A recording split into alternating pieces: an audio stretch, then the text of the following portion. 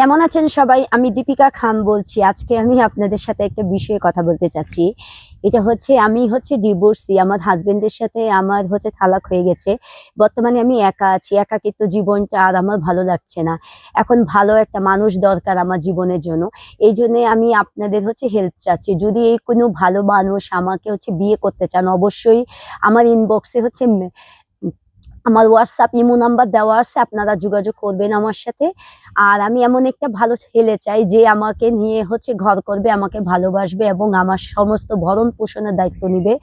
এই আমাকে মানে সে অন্তর থেকে ভালোবাসবে, সংসারী মন মানসিকতার একটা আমি ভালো একটা মানুষ আশা করতেছি।